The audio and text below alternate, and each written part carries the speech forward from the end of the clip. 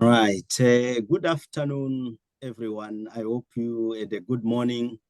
And today we are meeting to discuss how we are going to be structuring our writing in the assessments that we are going to have this semester.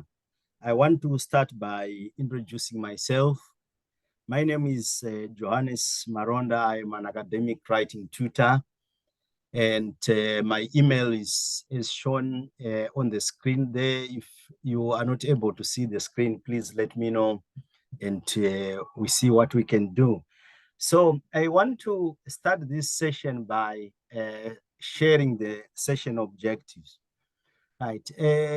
In this session, we should be able, as we proceed, to be able to structure well written essays that have coherent ideas, and we will look at various ways how we can make our writing coherent, either at the paragraph level, at the whole essay level, because when you are writing a piece of work like an essay, it revolves around a certain theme or a development of ideas that respond to a particular question, and all the paragraphs that you write, including the sentences that are connected to that paragraph, are structured in a manner that they address the question effectively. So coherence is very important. And as we do so, we are relying on diverse views, especially at master's level. We should demonstrate that we are reading widely, and we are reviewing the views and the theories that we read, and we are evaluating these, taking the most important and compelling arguments that we use in a critical way to respond to a question. So criticality is very important in the sense that the ideas that we deal with in our essay, and we deal with in a particular theme, we shouldn't take them literally, but then we should be able to consider the strengths and the weaknesses in these particular theories, in these particular perspectives and views, and be able to take what is most important, and especially what is relevant in the context that we are writing in, or we are working in. And lastly, we need to appropriately reference the ideas that we use, because when we are making arguments, we rely on other people's ideas, but then we need to acknowledge these ideas. And as we evaluate, we should show how we are adapting these ideas to suit the context that we are writing about, and to suit the themes that we are also working around in our essay. Right. So these are the session objectives. Now, our next slide relates to the assessment task. I've just given this assessment task as an example of one of the modules that we have at UEL. This is the special needs and special needs module that talks about the education of children in special educational needs settings. So this essay asks you to evaluate and discuss descriptions and understanding of autism, incorporating different forms of disability, different models of disability into the analysis. So you can see here the central point is the central issue is about evaluating and discussing. But then before we go on to look at the issues that we'll be dealing with, we need to break the essay down into its component parts. So that's the first part. The second part says, as part of your discussion, you should consider the impact of those different descriptions of autism on how autistic children and young people are supported in schools, right? So the second part is more of reviewing the practices and to what extent the approaches that are used appropriate for children with autism. Right. Now, I have said before we do anything with an essay, we need to understand what is it we are required to do. So it requires us to break an essay into its constituent parts. If I may ask, how many constituent parts do you know comprises an essay?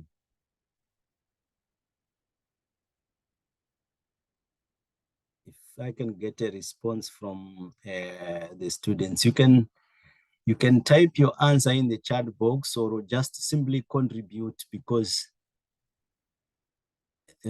sometimes it's difficult to see who needs to contribute. Okay, right. So an essay can be broken down into basically three broad sections. And these are the subjects. The subject tells us what the essay is about. Then we have the restrictions. These are this is the narrowing down of the essay topic into specific context or aspects. It could be the area, it could be the time, constituting the context. And then we have the instructions. These tell you what to do. So instructions are the most important part, what to do. But then before you go on in understanding what you need to do, after you have read your essay question, you might want to go and research, and the subjects and restriction help you to guide you on which particular sections of a particular topic you need to read. For example, the subjects, in this particular case, what is our broad subject that we are dealing with here? Anyone who wants to respond? Lariana, do you want to maybe try this this question broadly? If we look at the essay question, what do you think is the subject of this essay?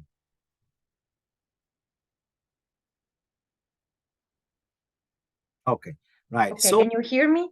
Can you hear me? Hello? I can hear you now. Yeah. Hello, everybody, first of all. Yeah. So, sorry, I'm not putting you on the spot. I just want us to discuss. Okay. That's right.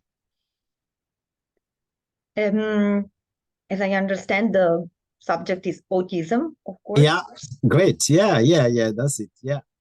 Did you want to add something? Yeah, the subject is autism, about autism. Then our specifications now.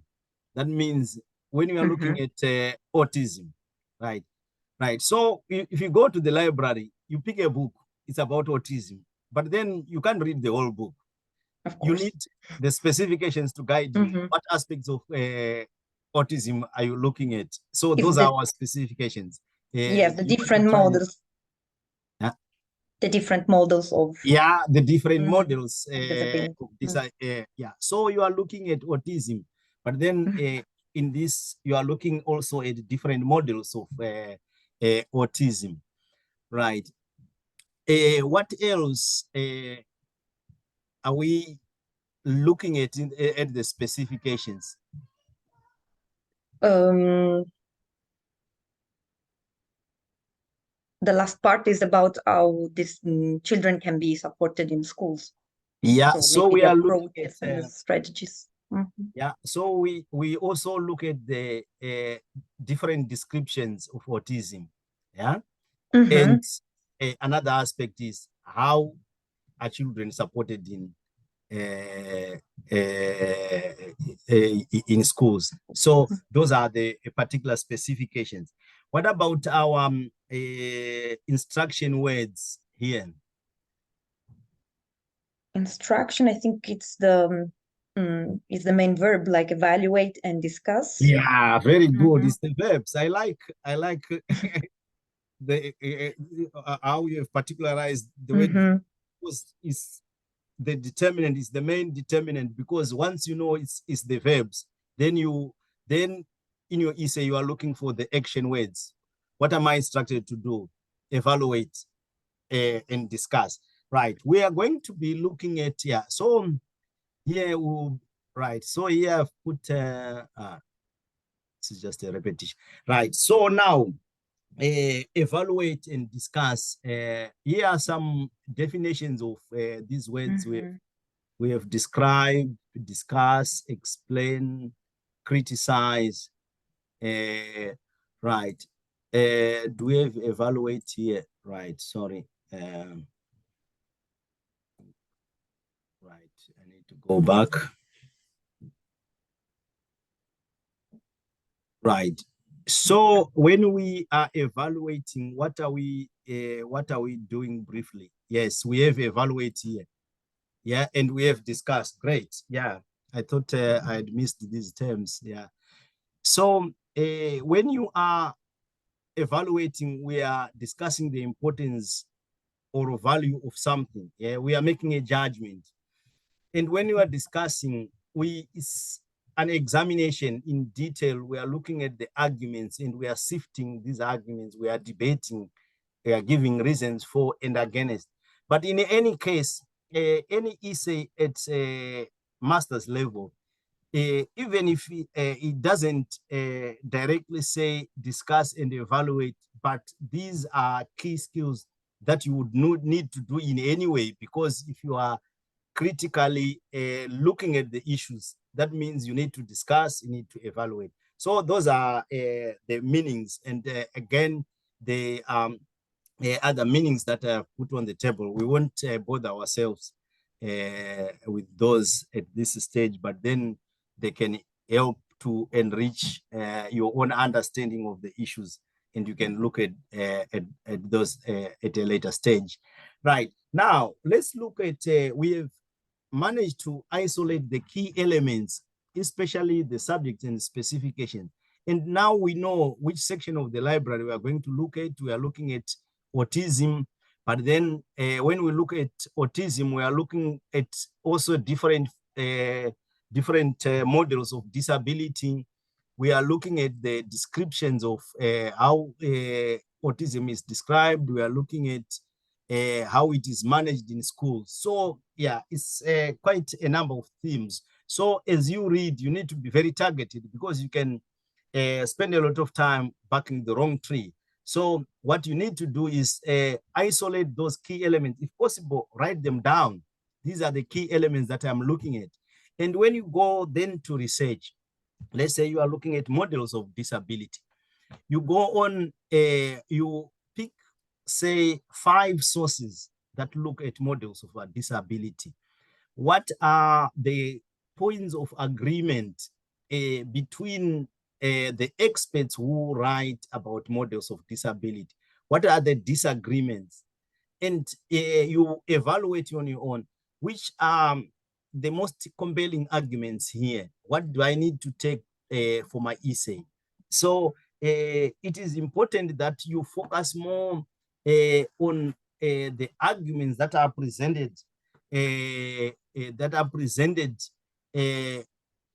about the various models of disability. Are there any agreements? Is autism defined the same by experts? Are there any differences? Why are they?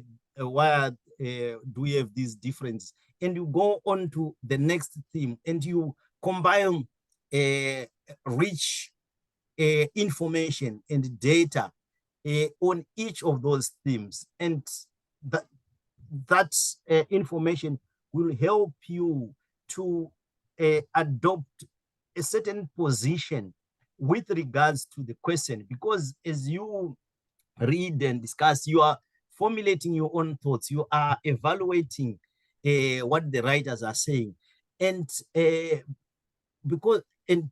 from the discussions you can begin to take a certain position about the topic, and that will help you in structuring and drafting your plan. So once you have gathered all your information, and you have done your background reading, now you need to organize this information and make a plan, right? You might want to reflect in this essay what should come first. If you can have a look, you look at autism, different descriptions of autism. So you might want to start with how autism is defined by different experts. Then you might want to go on to look at link that to models of disability. Which are the models of disability? And you put all those in your plan. Then you go on, how is autism managed in different settings? To what extent are the strategies effective? Then once you have done that, you can then go on to produce a plan. Once you've organized those material plan, maybe you start with your introduction, first paragraph, second paragraph, third paragraph, fourth paragraph, or your conclusion. Then you produce a draft. Don't get entangled or restricted by your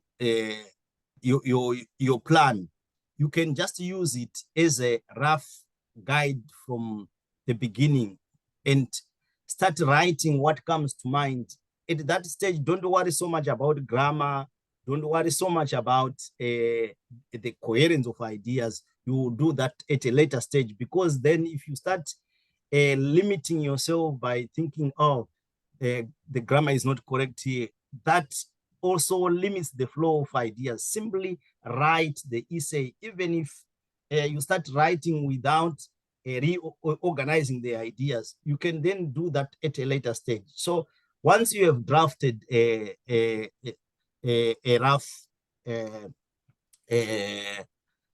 rough sketch of your essay, then read it through and review whether it is making sense.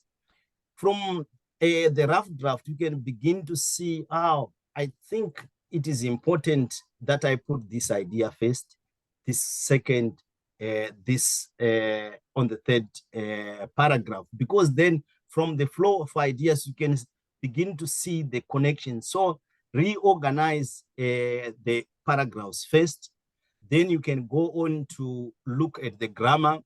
Is the grammar correct? Correct that. You can also then look at the flow of ideas. Are my ideas coherently connected?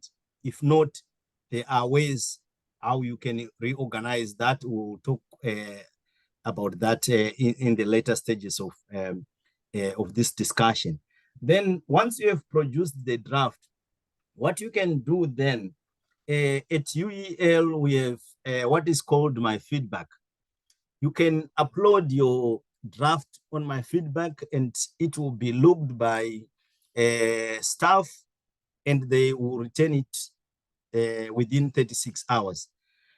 And sometimes you may not understand the recommendations or the key suggestions that they put forward. You can then book for a drop-in session with academic tutors, and they can explain to you these comments and give you more insight into what you can do to implement the comments. Right. So having done that, you can then submit you can then write your essay, then maybe proofread again, correct the mistakes, because sometimes mistakes are difficult to spot.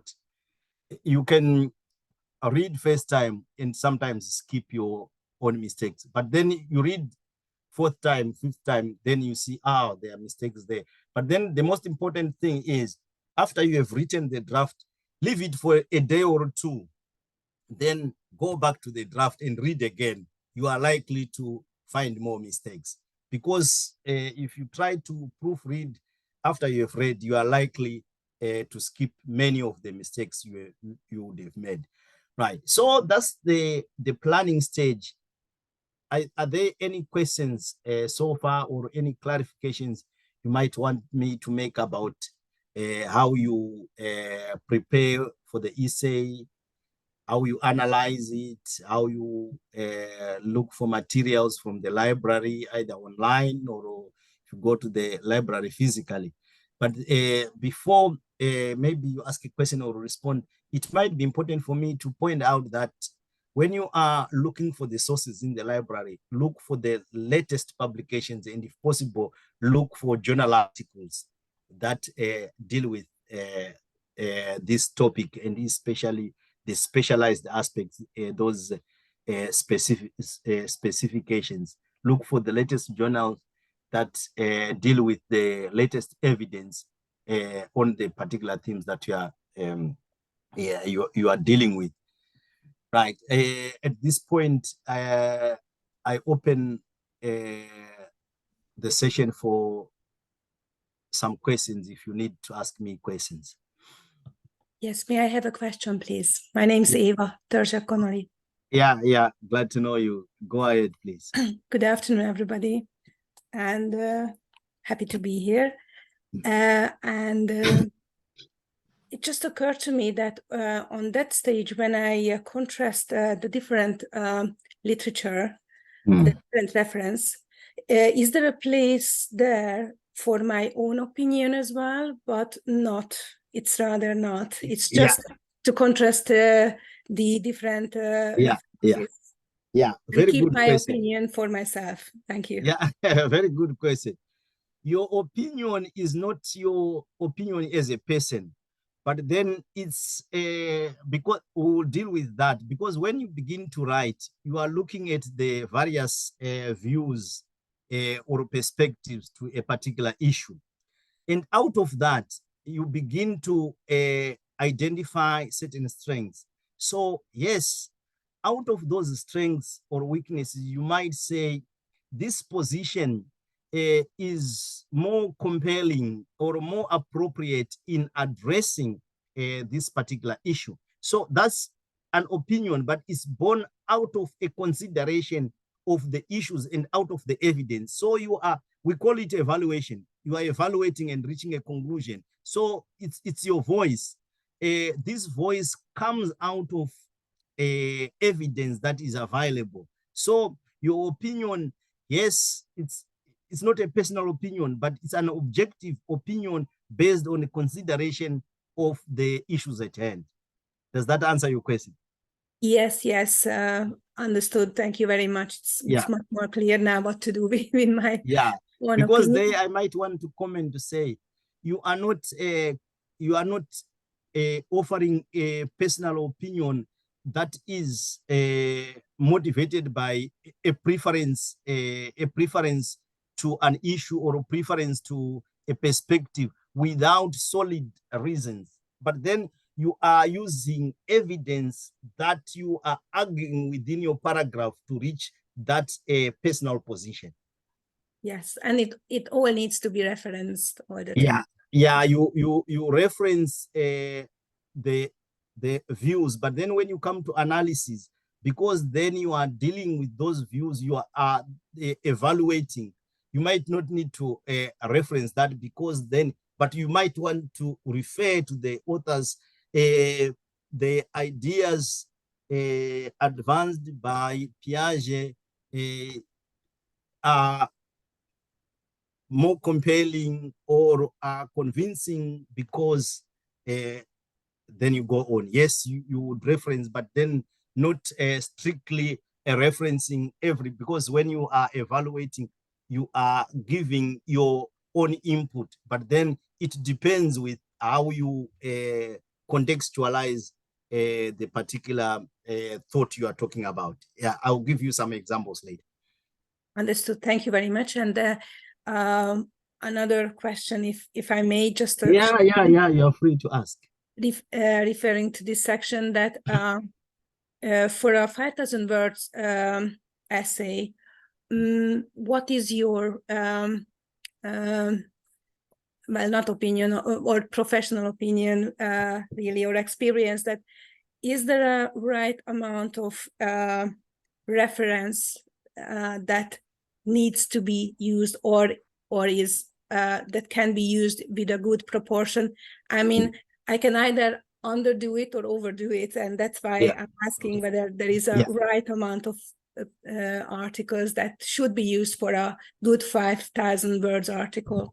Yeah, my recommendation is for each paragraph, you need at least 5 references that will do justice to the issues at hand. However, it will be abnormal to say in a paragraph you have, say, 20 references, because then that will affect the coherence of your work, because if you cite too many writers and views, that affects the flow of ideas. But then if, say, you are starting a paragraph, this section of the essay is going to be talking or discussing attachment. Attachment has been considered by many experts that include, then say you name drop 5 writers, then you begin to isolate what each of the writers are saying. You start with one writer. Writer so and so says this, and writer so and so agrees. But while they are agreeing, they differ with the first writer in this particular way. However, these differences imply that when we are considering this issue, we need to be aware of, as a writer, the third writer argues, this is important because it will help. So you are explaining issues. You are adding more in further in explanations. You are making connections. You are showing similarities, and then you deal with 5 writers, 6 writers. Having done that, then you can begin to evaluate their views. So I would say an average of 5 would be sufficient for a paragraph. And for the whole essay, you can have up 20 or more references, but then it depends. But again, you could have more in the sense that for a particular issue, you can reference, say, 2 or 3 writers that talk about the same thing, and it demonstrates that you have read widely, and you are you are identifying points of agreement, writers who say the same things. But you shouldn't overdo it. For example, if then you are highlighting a given point and you put 10 writers, then I think that may not be appropriate. But I would say on average, put 5, 6 per paragraph. Then if you have 5 paragraphs, then that means you have upwards of 20 references. Does that make sense? Thank you very much. Yes, thank you very much. Yeah. Right. Any other questions? Right. If there are no questions, then I will proceed. Right. We have talked about analysis, about your planning, the planning stage there. Right. So when you plan, again, what you need to do is you need to decide on the position that you want to adopt to a question, because some questions need you to show maybe the theory that you prefer, and maybe the theories or perspectives that support your particular position. Once you have done that, you need to identify the main points that support that particular position. You arrange them in a logical order, and alongside the main points that you have identified, put your references, who are the writers that support that point, put examples, illustrations. You might need some statistics to back that up.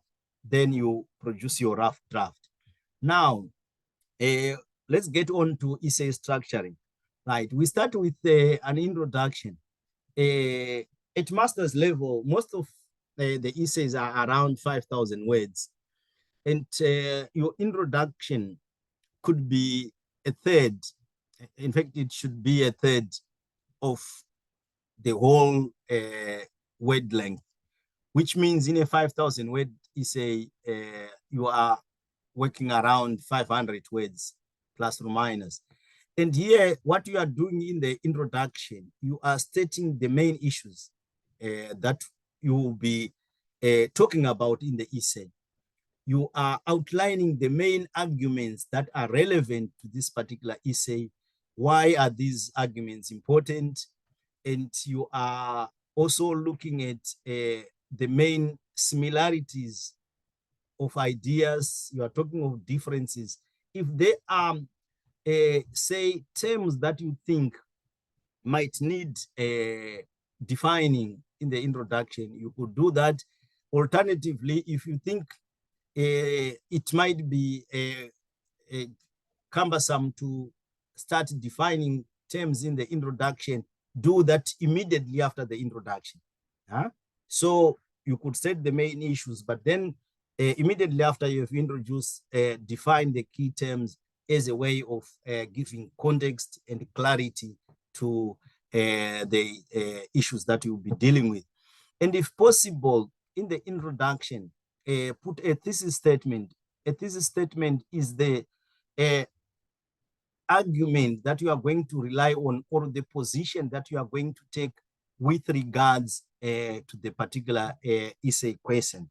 And it's very important to have a thesis statement, because it will guide your reader on the type of argument that is going to be developed throughout the whole essay. And the thesis statement then guides and gives a clarity, and it also helps you as a writer to keep referring to the thesis statement as you write, to make sure when you are answering the question, are they when you are answering the question, when you are writing your paragraphs, are they contributing to the main argument that you initially gave us in the introduction, that this is the line of thinking that you'll be following, right? So that's your introduction. And briefly, an introduction needs to be succinct, precise, and brief. Just deal the main issues.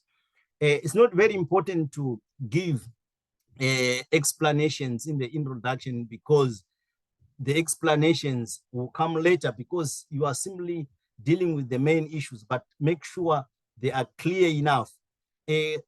Further explanations will be dealt with in your main paragraphs. Right, here is an example of an introduction here. Right, some of the, this is an introduction to the essay that we talked about. Right, so I can read this paragraph with you, and as I read, I will clarify on how this paragraph then conforms to the principles that we have talked about in the last slide. So here, what we are saying here, we are saying autism can be understood from different standpoints, which include the medical, the social, and biopsychosocial models of disability. Because across these models, there seems to be no common understanding and depiction of autism. A range of terms have invariably been used to describe it. These include autistic spectrum disorder, ASD, autism spectrum condition, ASC, and autism spectrum, AS. You can see there I've put two references there. While the medical model is a dominant influence in the diagnosis and description of autism in most settings, it has been challenged by the social and biopsychosocial models as a deficit model that focuses on the biological limitations of people with autism rather than strengths. As a consequence, the social and biopsychosocial have advocated for the consideration of wider factors that include the social and environmental conditions in understanding autism. This essay will argue that the medical model is the dominant model upon which diagnosis is often based in a majority of settings, fail to take into account the disabling effect of the environment. And I put the writers that talk about this, incorporating gender. Again, I put a reference there, and transgender identities. These limitations often result in inadequate, inappropriate support for children and people with autism. Therefore, in order to enhance the positive outcomes for these children, practitioners need to widen perspectives used to diagnose and describe young people with autism. Right. You can see here, I have dealt with most of the aspects of the question.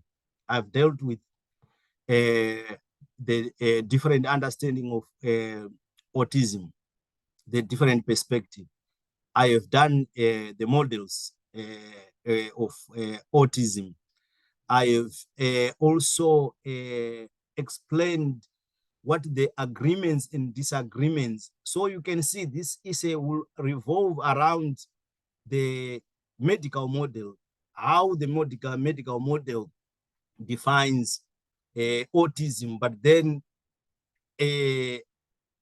I'm also going to deal with how the social model challenges this model, the reasons why it challenges this particular model, and also the biopsychosocial, how it challenges these.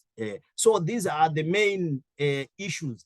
So therefore, I end with my a thesis statement, which is the medical model, although it's dominant, but then it has limitations and therefore needs to be complemented with the social and biopsychosocial model. So those are the key issues. So your introduction, in short, should be an overall answer to the question asked. So if it is taken as a standalone paragraph and then we say that's the response, then it should manage to address all the broad aspects of your question, right?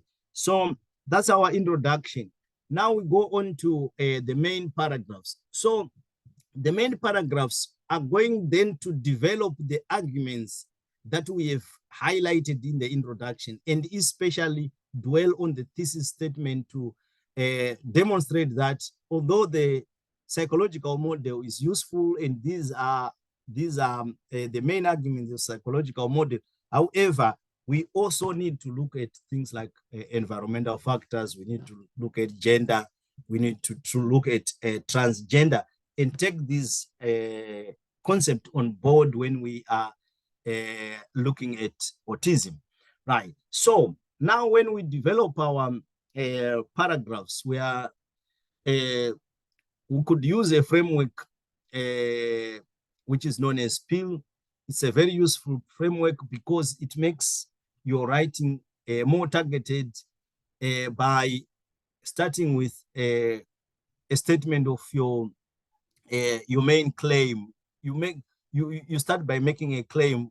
It's just like when you are talking to someone or addressing, you start by stating your main point in the discussion, right? So you summarize what you are going to discuss in that paragraph. Then this main idea that we are talking about should then be supported by further explanation. So you give further evidence. You then can give examples. give a further sentence that support that particular viewpoint.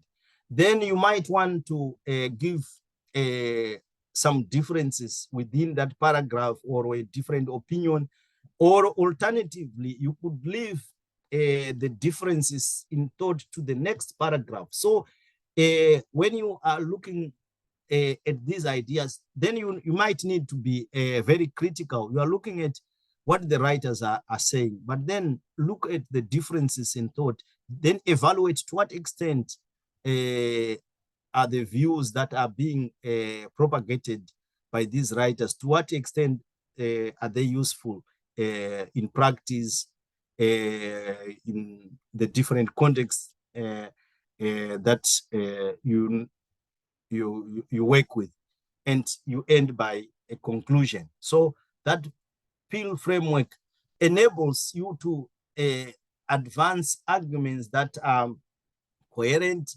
arguments that are well considered, and also it gives you opportunity to look at diverse views. And earlier on we said an average of 5-6 references will do justice to the ideas that you advance in a paragraph, right? So that's the main paragraph. But then as you conclude your essay, you need to refer back to the question.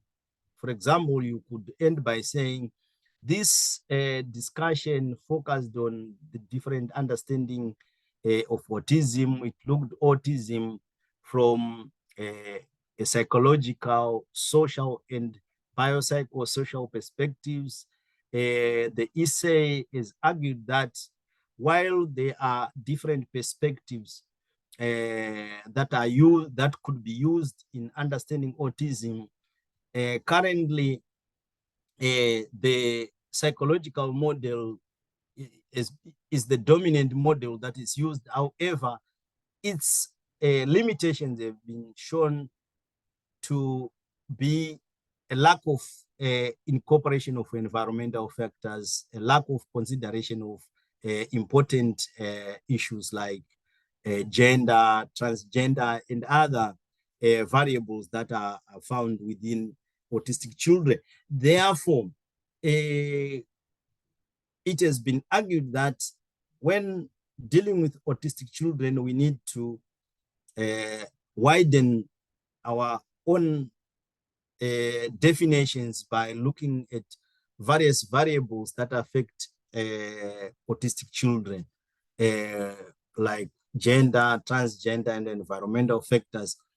In conclusion, it could be argued that while the psychological model has been the dominant model that has been used for a long time, however, it needs to be used in the various settings that work with autistic children in conjunction with the social and biopsychosocial model.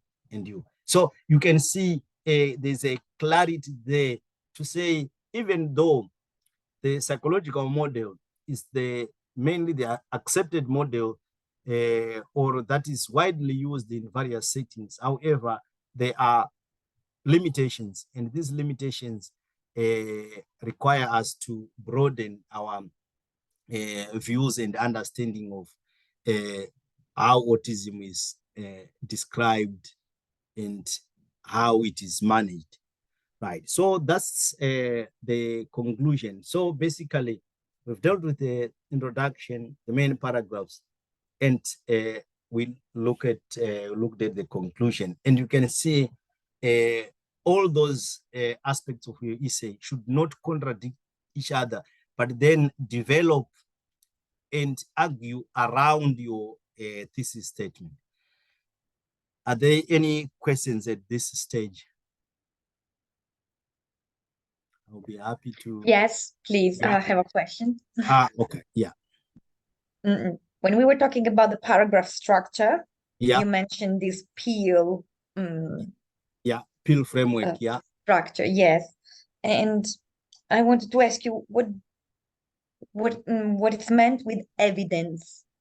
What's the Okay. difference between evidence, examples, and Yeah. So yeah, the PIL Thank you. framework works like it. So you start with the main idea. So Mhm. we say the next sentence could be a supportive sentence. So when you are supporting a main idea, you are providing evidence. Evidence Mhm. could be in the form of ideas that come from writers, Mhm. from Okay. from theorists. You could say, let's say we start with the assertion that autism could be understood from mainly psychological perspectives, and a number of theorists have argued that the psychological perspective is more appropriate because it deals with the signs of the behavior of autistic children by looking at what the manifesting symptoms are and how these could be addressed and managed. That's your topic sentence. Then you could say, you start with a writer. So and so claims that autism needs to be understood from an evidence-based diagnosis, looking at what are the physiological manifestations of children with autism, and in this argument, so and so supports the views of by further saying this. So your evidence is the views that support your main claim. Yeah? Mhm. And again, these are supposed to be referenced by referring to the writer, Okay. and there are various conventions that we use to present these particular views. Okay. And then this at point 6, then critically evaluate. It's your like evidence. Yeah. So then you are saying the psychological model is an appropriate model to adopt. Then you might want to evaluate. Initially, you could be you can offer strengths. Yeah, the medical model is okay. had very good reception among practitioners who work with children with autism, because in a majority of cases, the application of the psychological model has resulted in better behavior outcomes, better achievement outcomes. Maybe you could add statistics. Therefore, the medical model, notwithstanding its weaknesses, which include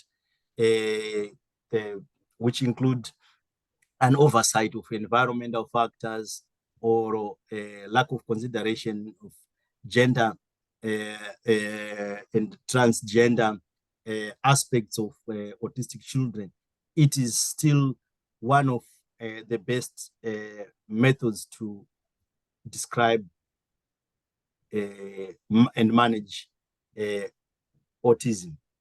You could then say, however,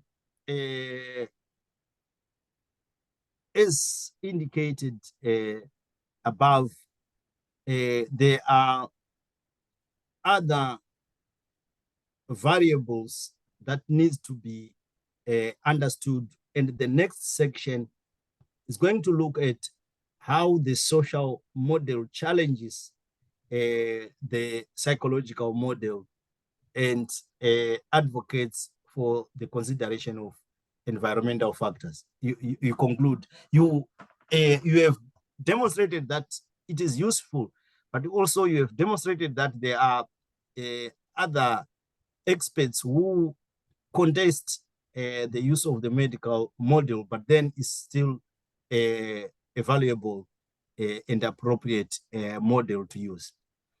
Okay. Yeah. Thank you. Okay. Right. Now, let's go on to criticality. Right. As you discuss within your paragraphs, you need also to be aware that your essay needs to be critical. And in the previous slides, I've already hinted at what you could do to make your essay critical by putting in different ideas and how you evaluate them. So here I have a critical thinking model that starts from description, goes through analysis to evaluation. So at master's level, although you might want to give short descriptions of the particular issue you are talking about as a way of giving context, however, your main focus should be on analysis. Why is autism understood like that from a particular perspective? For example, you are talking of the medical model. Why does the medical model look, or the psychological model, why does it rely on science? Because science can be proved. Because here we are talking of maybe cost-effective methods. We are looking at how certain conditions could be addressed using consistent methods that could be replicated. So that's the strength. So that's why the medical model is effective or is popular. How does it is it prescribed? So you might want to look at the processes. Do you think these processes are ethical? Do you think they help children achieve or cope socially? Do you think they are user friendly? So you are making that analysis as a way of trying to get to the strengths, to the weaknesses of the particular theory. Then you are looking at, okay, you are saying, yes, the medical model is cost effective, or it has proved effective in addressing the challenges autistic children face. But what if a certain section of these particular children are not benefiting from this particular model? So you might want to say, even though it is popular, in some cases, it has been shown to be less effective. And you might want to give statistics and case studies, just as a reference. For example, it doesn't work in children that show this particular condition. So in that particular case, what needs to happen? So what? You might then say, then the medical model should be used in conjunction with other models. What next? So these are your recommendations. Therefore, practitioners need to be aware that even though the medical model has been effective in addressing a majority of challenges autistic children face, however, there are other exceptions which could be dealt with by other appropriate methods. So that's a reflective and a critical thinking model that can help you unpack and get to the issues and make your writing effective. Are there any questions with regards to how you can use this model? Okay. If there are no questions, I proceed. Right. Here are some descriptors of this critical or analytical model. You can see there are statements to the right, and to the left are some statements that correspond to those to the right. So when you get these slides, take some time to read those descriptors of critical writing, because they will help you and guide you in writing critical paragraphs and essays that are effective and that will get you high marks. Right. Now, just as a way of enriching our own position on criticality, I may need to add that when you are writing your main paragraphs, structure is very important. You need to write clearly and structure your ideas sequentially. We've dealt with that. The essay should have a proper introduction that outlines the main issues that you will deal with and develop them through critical discussions. And each paragraph should conclude by highlighting the key issues discussed. Yeah.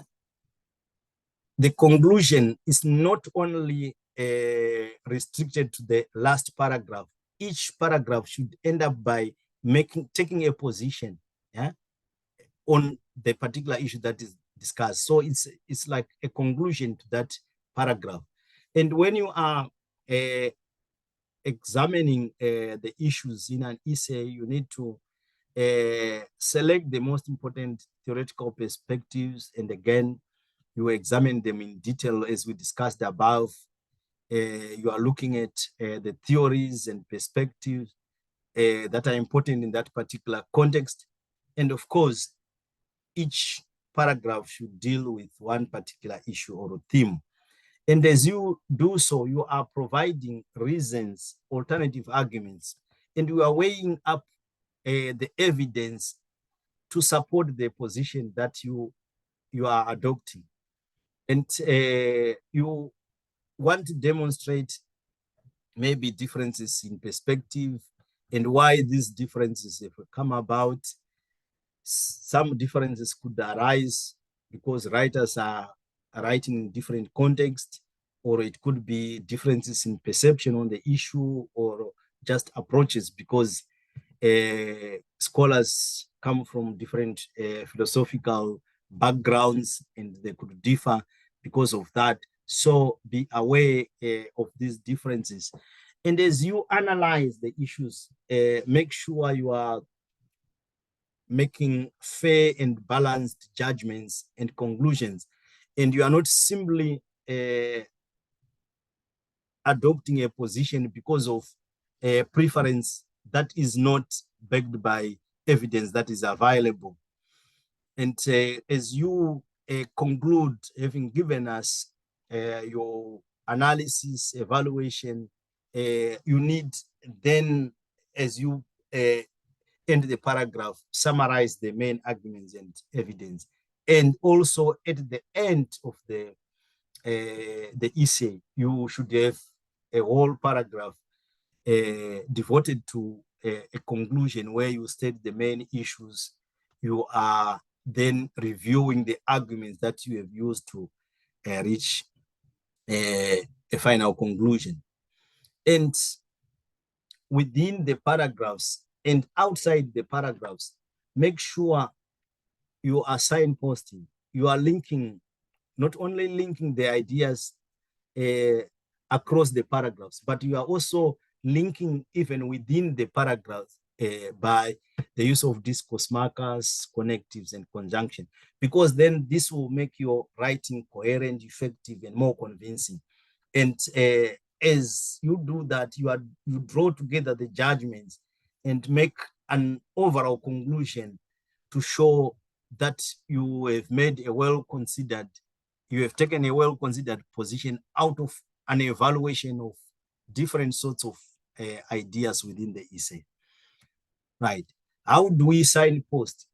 So to link one paragraph to the other, you could, as you conclude a paragraph, summarize the main issues. This section of the essay is discussed the medical model and highlighted the strengths, which include the use of evidence, a good evidence base, within the model. And as you begin another paragraph, the previous discussion is highlighted the importance of the medical model or the importance of appropriate behavior in classroom management.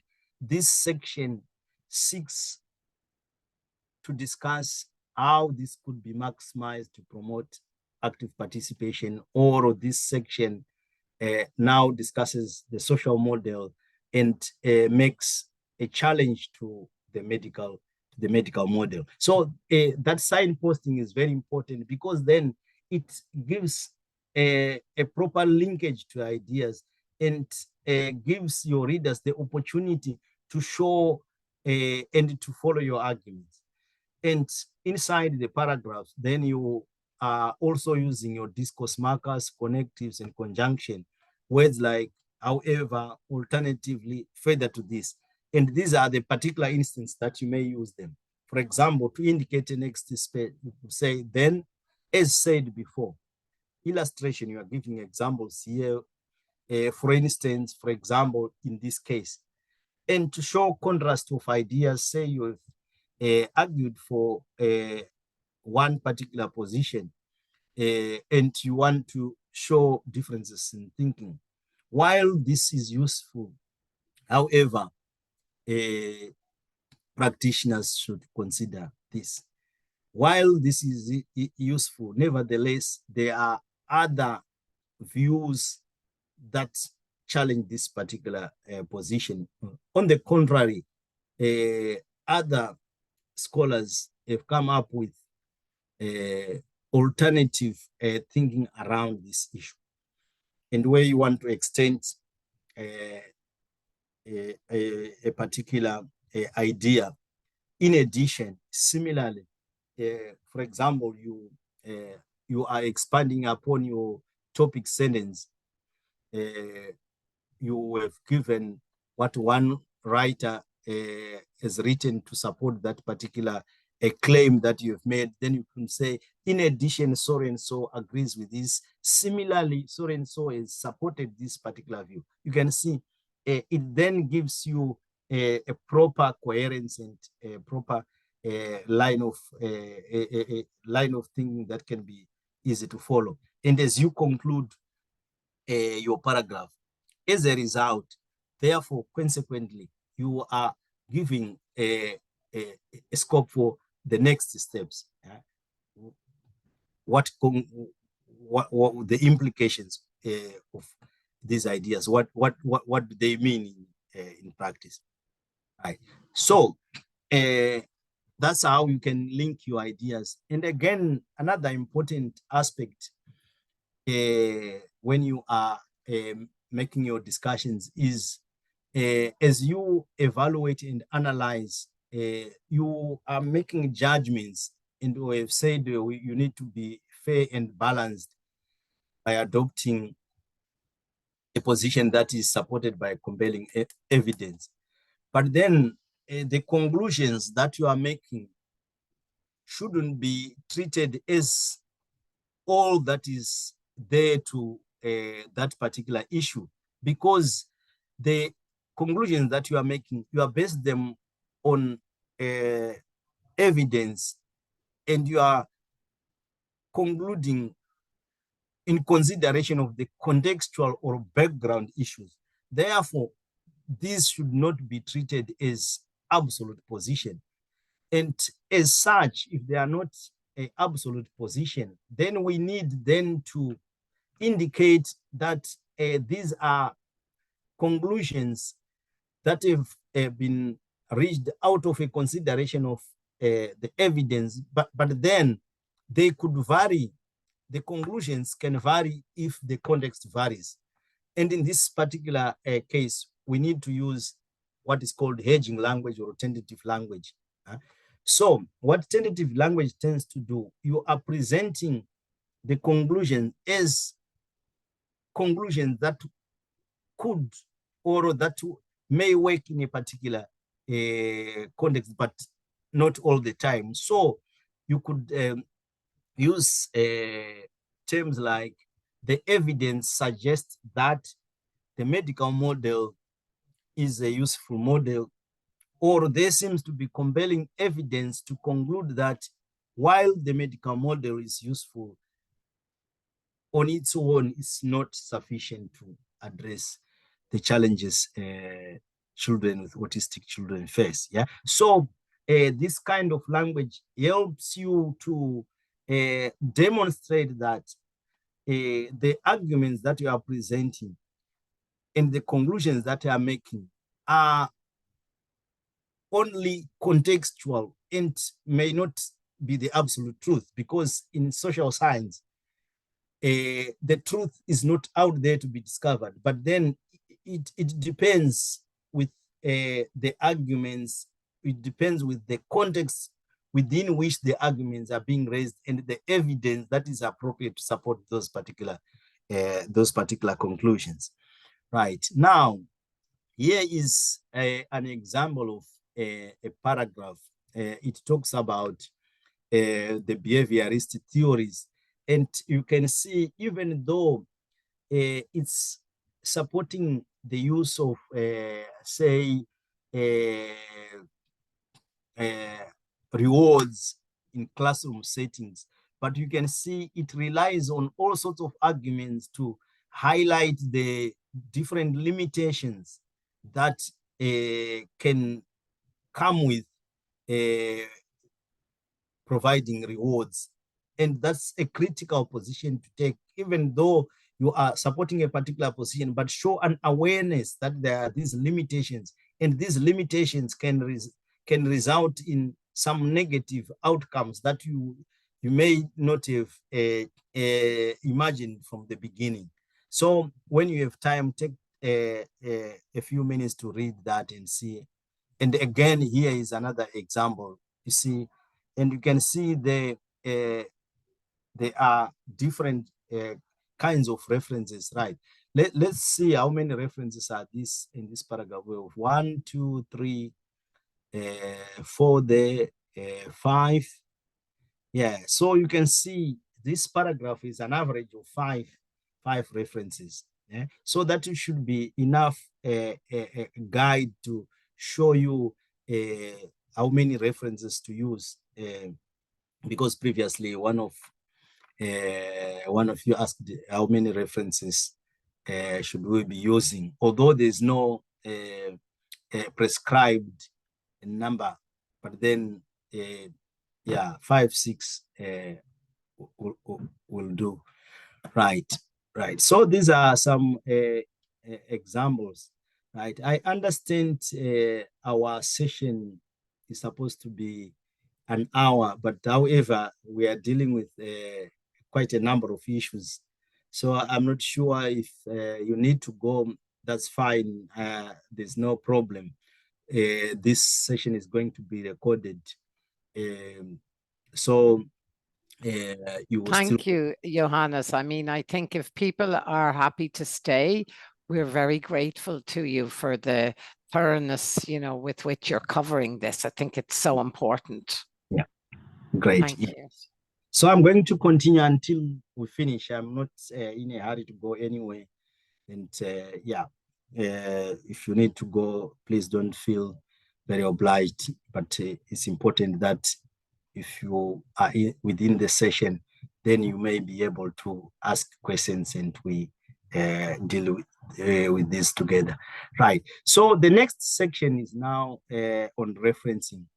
Right. So we start by looking at why do we reference? Because there is a very serious crime in academic circles that is called plagiarism. And this can affect you seriously if you are not very careful with how you use your sources and other people's ideas. So in short, plagiarism is using someone's work or ideas and passing them as your own. So what then do we need to do? Right. Before we do that, let's look at some instances of plagiarism. This involves copying other people's work word for word, making minor changes to it and presenting as it is your own, using other people's ideas without acknowledgement, or paraphrasing ideas without acknowledging their source. And in some cases, it might be, you might acknowledge, but then if you then don't put quotation marks for work that has been quoted directly, that could be a form of plagiarism as well. So when you cite other people's work and you copy word for word, then you need to put quotation marks. If you paraphrase, again, you might think because these are my words, I have translated the text into my own words, still you have to acknowledge because the idea is not yours. Right. I was asked a question yesterday. Someone was saying, what's the minimum number of words that you can quote directly? Because someone might say, if I use one word, is that plagiarism? It is still, you need to quote. For example, let me give you an example. You might, a writer might be commenting on a particular theme. For example, let's say you are reviewing the medical model of understanding autism. Then the writer say, this is one of the most successful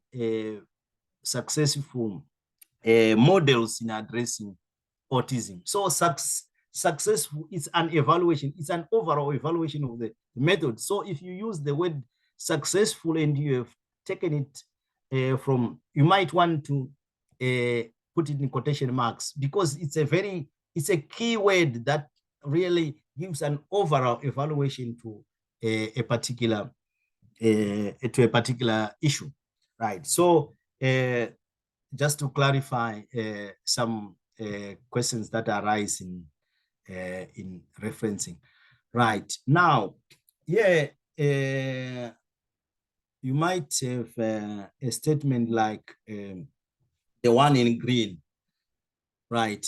That statement, although the student might have written the statement in their own words, the main limitation is these ideas are not the students.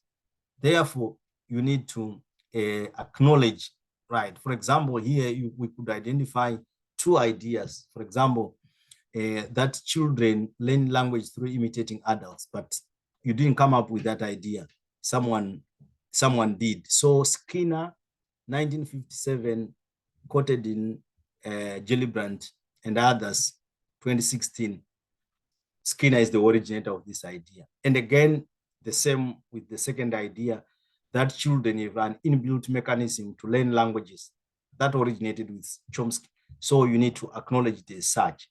And here, what we are using is called secondary referencing, and we'll deal with it later. Don't get confused.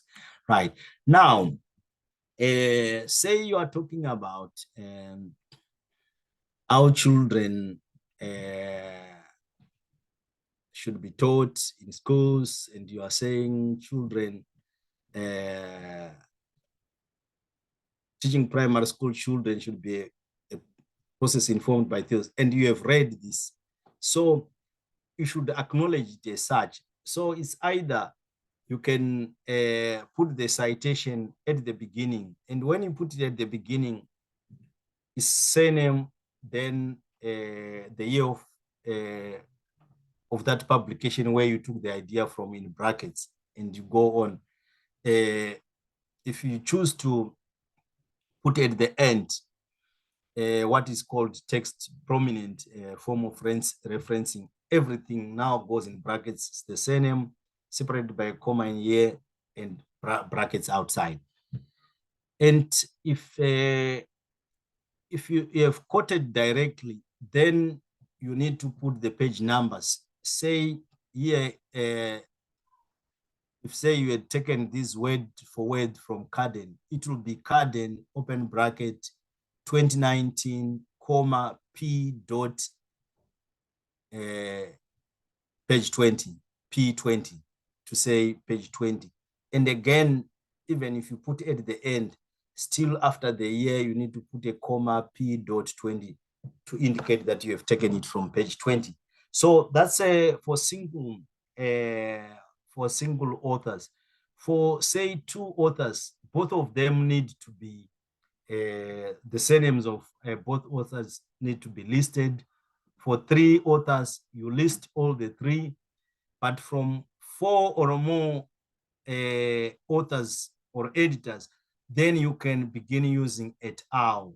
For example, Smith et al. Et al means in others, 2005, say that. Right, you can see there I've italicized et al. The reason is because et al means and others. It's the Latin for and others. So we put it in italics. In some cases, I've seen students writing it using normal font. You can get away with it, but the correct way of doing it is to put it in italics. If you want to earn a distinction, that kind of presentation can be the difference between a true one and a distinction. Yeah? So be very careful with that. Now, you might want to say you are using a document and you use some of these policy documents on a frequent basis. It's published by the Department for Education, but then there's no author. You can't see any identifiable name of an author. So just put the Department for Education as the author. And for the first time you are using Department for Education, just put the abbreviations in conjunction with the full descriptor of that particular organization. But when you use it next time, it's permissible to just write DFE claims that, because we already know what DFE stands for, right? So those are corporate organizations. BBC is a corporate organization. You can cite it as the author if there are no identifiable authors to the article. And again, when you cite another author within a particular publication, it could be you are reading Marmot and Wilkinson's publication, but within that publication, Marmot and Wilkinson cites Glenister. So inside, when you are doing your inside citations, you are dealing with that idea. The person you mention is Glenister. Glenister, 2007, cited in Wilkinson, comma 2011, close bracket, says this. But when then you go on to the reference list, you don't have to write Glenister because you didn't read Glenister's publication, but then you read Marmot and Wilkinson. So Marmot and Wilkinson goes into the reference list, right? It could be you are citing an author who has published a chapter in an edited book. Let's say this chapter is written by Brown and Jackson, but it has been edited by Lynn and Dixon. So in your citation, you cite Brown and Jackson 2013, argue that because those are the specific authors that wrote that chapter. But then when it comes to the reference list, so you will type Brown K, because in the reference list now we are not putting the surnames only, we are putting initials as well. Brown K and Jackson DD 2013. The history and conceptual elements of critical race theory. And again, the title of that, the chapter that Brown and Jackson have written, should be put in single quotation marks. But then after that, you put full stop. Then in Lynn L and Dixon AD, these are the editors. You can see I put editors there. then the chapter of that text is then put in italics and as critical race theory in education, that's the title. Then you put a place of publication and publisher.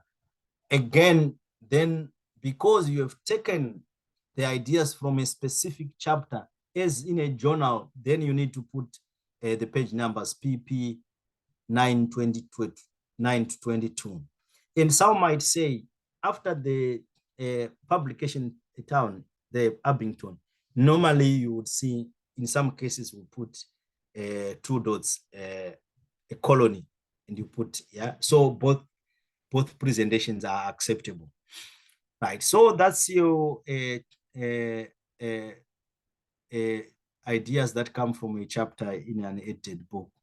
Now, when you create your reference list for ordinary publications, ordinary text is the surname, then initials, year of publication in brackets, title of the book in italics, place of publication in publisher.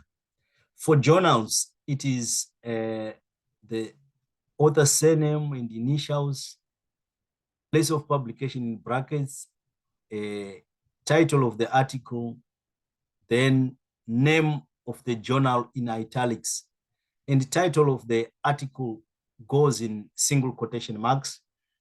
Then you have your volume, page numbers, and digital object identifier if it exists, right? So here is a full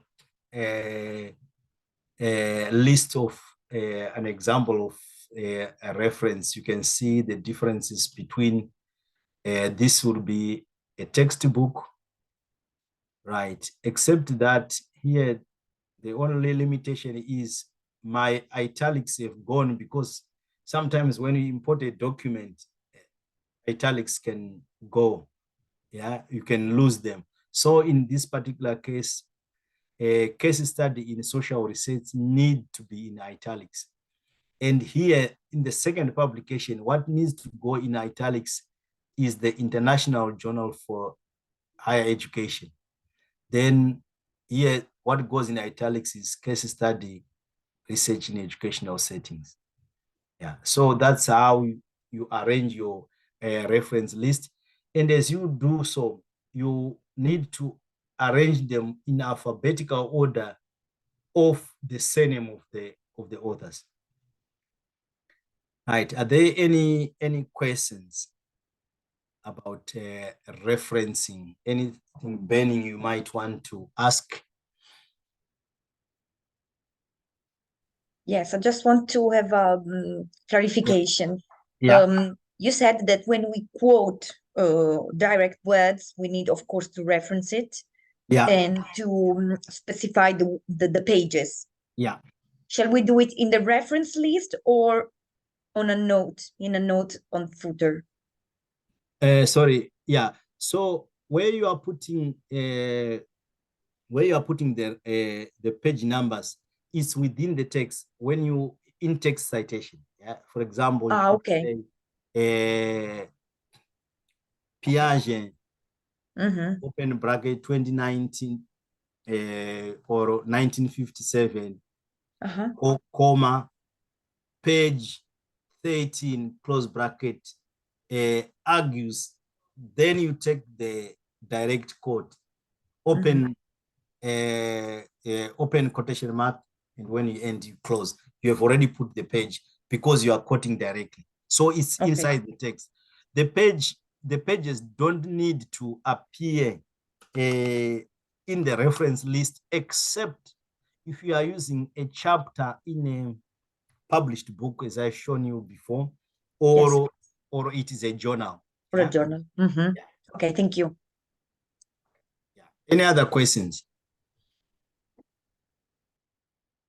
Right.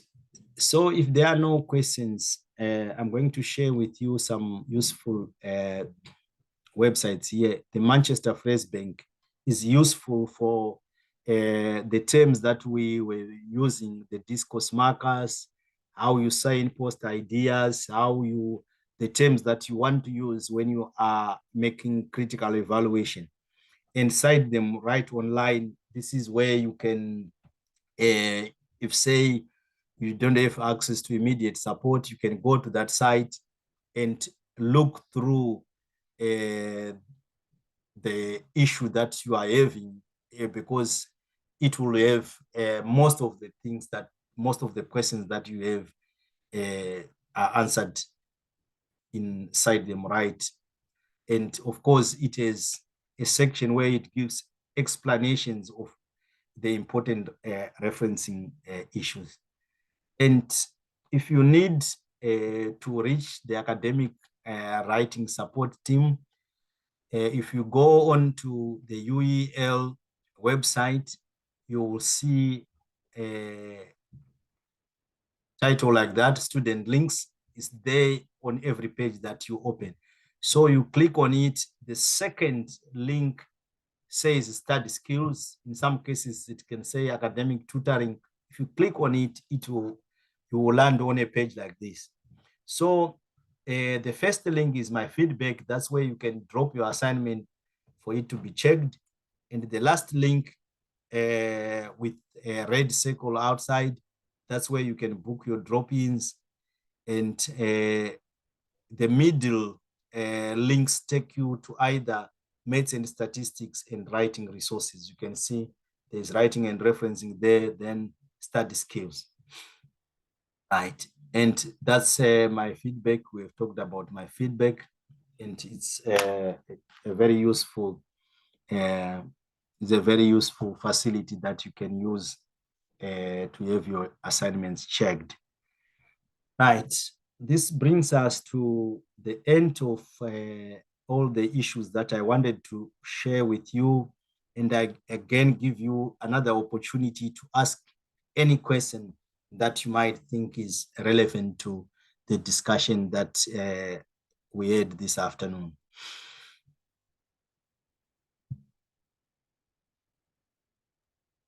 No question. I just wanted to thank you very much. It was very useful. Okay. Yeah, you're welcome. You're welcome. Yes, I'd very much like to second that. But does anyone have any questions, Ava? Thank you. Only just one question occurred to me, and maybe it's a silly one. Sorry about that. It's only that when I search through the library, sometimes certain surfaces offer me the citation format, like in Harvard style or in APA 7 style. Yeah. And is it possible that sometimes these are wrong, so that I need to double check them? Or am I missing something? Because sometimes they can get confusing for me. Yeah, when you check where you... sorry, if you can... Well, when I search articles like, I don't know, on EBSCO or on... Yeah, well, it all depends. But then what you need to understand is, yes, errors can happen, but in most cases, because these are written by experts, the referencing format should be largely acceptable, but then it's not always all the time. You would find, we're talking about et al. You find some writers do not italicize, but then the proper convention is you put in italics. So if you are not sure, you can go to cite them right online and check the appropriate referencing style. But largely, because these things are checked by experts, largely you should have confidence if it is if the article is a journal article, it will have been written by experts. If it is a proper academic book, again, it's written by experts. So you should, but where you are doubtful, please check with Cite Them Right online or ask your tutor, then you can get to the correct position. But largely, this should have a correct referencing style. Thank you so much. And just one side question that occurred to me as well, that There are certain referencing programs like Zotero and so on. I've already used that once, and it's supposed to be helpful, but I had my doubts about it. What is your opinion? And I assume that it's not obligatory to use anything like that. Yeah, well, my position is, as a student, take the longer route. I see some students tend to use some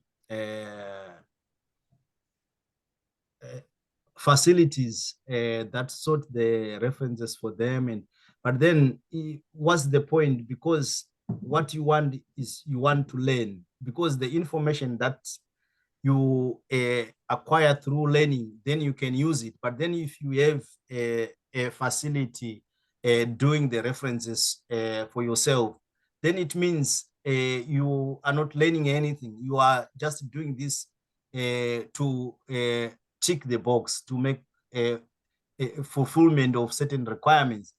But you see, the shortcoming is when you get to practice in your own workplace, these sort of skills will be needed, and you need to know them really spontaneously offhand. You should be able to say, oh, this is how we do it, because someone might ask a question. You can't refer them to a tool that is, they would need you to show that you have a good understanding of. So do it that way. You can use those facilities, but then really that's the lazy the lazy route, I would say. So I would take the painful route of knowing how it is done, because then I can demonstrate to other people who might want to benefit from my skills. So my essay won't be less worthy if I don't use these programs, for example. Okay. No, not Thank at you. all. Thank you. No. Thank you so much. I'm amazed by all this richness of information. It was really very useful. Thank you. Okay, you're welcome. Thank you so much, Johannes. Every time I think, we get a real depth of understanding here, because I think your examples and everything really bring it to life. So it's very, very much appreciated. And we very much value your input, Johannes, every term. So just to say, we will forward the recording to everybody and make it available, and also the slides. So, and if anyone hasn't been able to make the session this evening, they will be able to avail of that facility. So I think if there aren't any more questions, I'd just like to thank my colleague, Sophia, who's been here, making sure everything works in terms of the technology and the background. Thank you, Sophia, for helping us make sure everything goes so smoothly. And to thank all of you for attending, and to say too that the facility is there in the sort of academic writing supports in UEL for you to submit, to have an individual session with one of the academic tutors if you have a particular issue. Also, this My Feedback facility, also to send drafts to your tutors if you wish, but just to make sure to check with your individual tutor about the final date for them accepting drafts, etc. And that you can, if there are other issues where you need support, you can contact the academic advisor service. That's myself and Sophia, and we'll do whatever we can to help you. So really, it just remains for me to wish you a very good evening, and to thank you all for coming along this evening, and hope that you got a lot out of it. Thank you very much. Thank you. Bye. Thank you so much. Bye-bye. Thank you. Thanks, bye.